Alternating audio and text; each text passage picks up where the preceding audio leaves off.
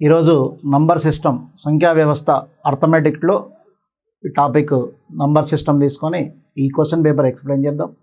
ఈ క్వశ్చన్ పేపర్లో మనకు 50 బిట్స్ ఉంటాయి. దాంట్లో ఫస్ట్ క్వశ్చన్ ఏముందో చూద్దాం. Okay, first question, the smallest number of 5 digits being with 3 and ending with 5 will be.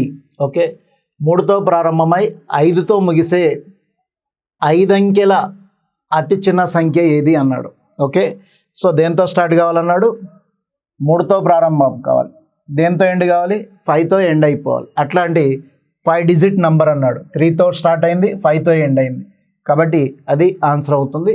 Okay, right. Next, the prime numbers dividing 143 and leaving a remainder of 3 in each case are.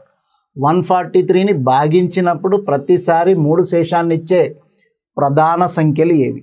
Okay, so 143 అనే నంబర్ని భాగించినప్పుడు అంటే 143 అనే number 11 13 పోతుంది. 11 prime number and 13 prime number, ఈ రెండింటితో ఖచ్చితంగా భాగించబడుతుంది. కాబట్టి 11తో డివిజన్ చేసినప్పుడు 0 రిమైండర్ వస్తుంది, 13తో డివిజన్ చేసినా 0 రిమైండర్ వస్తుంది.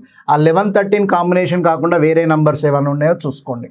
ఓకే, ఇక్కడ 11 ఉంది కాబట్టి ఇది కాదు, ఇక్కడ 11 13 ఉంది కాబట్టి ఇది కాదు. ఓకే, నెక్స్ట్, అక్కడ 143ని భాగించినప్పుడు రిమైండర్ ఎంత రావాలంట? 3 రిమైండర్ రావాలి. 3 రిమైండర్ రావాలి అంటే ఈ 143 అనేది ఇక్కడ 3తో గమనించినట్లయితే మనకు టోటల్ నంబర్ ఎంత అవుతుంది? 8 అవుతుంది. అక్కడ రిమైండర్ 3 రావడానికి ఛాన్స్ లేదు. Okay, right. ఇక మనకు ఆప్షన్ 4th ఆప్షన్లో 5 and 7 అంటే 143ని మనం 5తో డివిజన్ చేస్తే 143ని 5తో డివిజన్ చేస్తే మనకు 5 28 140 పోతే రిమైండర్ 3 వస్తుంది. ఓకే, 5తో డివిజన్ చేస్తే. అట్లాగే 143ని మనం 7తో డివిజన్ చేస్తే 7 20s 140 పోతే రిమైండర్ 3 వస్తుంది. అంటే 5తో డివిజన్ చేసినా 7తో డివిజన్ చేసినా రిమైండర్ 3 వస్తుంది.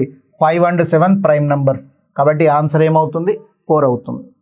Which are the following is a prime number? క్రింది వాటిలో ఏది ప్రధాన సంఖ్య? ఓకే, క్రింది వాటిలో ఏది ప్రధాన సంఖ్య అంటే ప్రధాన సంఖ్య అనేది ఆ సంఖ్యతోనూ 1తో మాత్రమే భాగించబడుతుంది. వేరే సంఖ్యలతో భాగించబడే అవకాశం లేదు. ఒకవేళ వేరే సంఖ్యలతో భాగించబడుతున్నాయంటే అది ప్రధాన సంఖ్య కాదు. కాబట్టి మనకిచ్చిన ఆప్షన్స్లో నంబర్స్ దేంతో డివిజబుల్ అవుతున్నాయో చూడండి. యూనిట్ డిజిట్ 5 ఉంది కాబట్టి ఈ నంబరు 23తో డివిజబుల్ అవుతుంది. 23 5s 115, కాబట్టి అది 5 అనేది యూనిట్ ప్లేస్లో ఉందంటే ప్రైమ్ నెంబర్ కాదు, ఇక no doubt. Next 119 17 7s 119. Okay, so ఈ రెండు ప్రైమ్ నెంబర్స్ కావు. 127 ఎగ్జాక్ట్గా ప్రైమ్ నెంబర్ అవుతుంది, ఏ నెంబర్తోనే డివిజబుల్ కాదు. Which of the following is a prime number? క్రింది వాటిలో ఏది ప్రధాన సంఖ్య? క్రింది వాటిలో ఏది ప్రధాన సంఖ్య అంటున్నాడు. ఇక్కడ మనం గమనించినట్లయితే ఆప్షన్ 1 143, ఇది 143 11 13s 11తోని 13తోని డివిజబుల్ అవుతుంది, ప్రైమ్ నెంబర్ కాదు. 289 17 స్క్వేర్ అంటే 17 × 17, ఇది ప్రైమ్ నెంబర్ కాదు. 117 13 9s 117, కాబట్టి ఈ 3 ప్రైమ్ నెంబర్స్ కాదు. సో 359 ఇక్కడ దేంతోనే డివిజబుల్ అయ్యే అవకాశం లేదు, కాబట్టి అది ప్రైమ్ నెంబర్ కావడానికి అవకాశం ఉంది. So answer 4. 4 prime numbers are arranged in ascending order. The product of first 3 is 385 and that of last 3 is 1001. The largest prime numbers is. Okay, right. ఇక్కడ 4 ప్రైమ్ నెంబర్స్ ఉన్నాయి. ఆ 4 ప్రైమ్ నెంబర్స్లో ఫస్ట్ 3 ప్రైమ్ నెంబర్స్ని మల్టిప్లై చేస్తే వచ్చే value ఇట్లా ఇచ్చాడు చూడండి. So 4 ప్రధాన సంఖ్యలు ఆరోహణ క్రమంలో అమర్చబడి ఉన్నాయి. మొదటి 3 సంఖ్యల లబ్ధం 385 మరియు చివరి 3 సంఖ్యల లబ్ధం 1001 అయితే అందులో పెద్ద ప్రధాన సంఖ్య ఏది? ఇక్కడ ఇచ్చిన ఆప్షన్స్లో మనం గమనించినట్లయితే 9 11 13 and 17 ఉన్నాయి. అయితే ఇక్కడ పెద్ద నంబర్ ఏది అన్నాడు, కాబట్టి మనం ఏం చేస్తున్నాము? మొదటి 3 ప్రధాన సంఖ్యలు మల్టిప్లై చేస్తే 385 అంటే యూనిట్ డిజిట్ 5 ఉంది, కాబట్టి అక్కడ ఉండే ప్రైమ్ నెంబర్స్లో మనకు 5 కూడా ఉంటుంది అని అర్థం. యాక్చువల్గా ప్రైమ్ నెంబర్స్ గమనించినట్లయితే ప్రైమ్ నెంబర్స్ 2 3 5 7 11 13 17 19.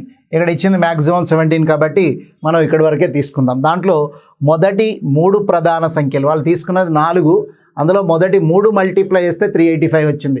అయితే 385 అంటే 5 7 జా 35, 35 11 జా 385. ఓకే, సో 5 7 జా 35, 35 11 జా 385.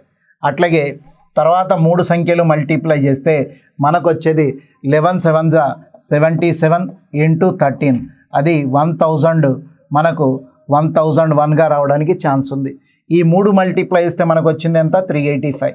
సో అయితే మనకు ఆ 4 ప్రైమ్ నెంబర్స్ ఏంటి? 5 7 11 13. ఆ 5 7 11 13లో మ్యాక్సిమం నెంబర్ ఏంటి అంటే 13. కాబట్టి ఆన్సర్ 13.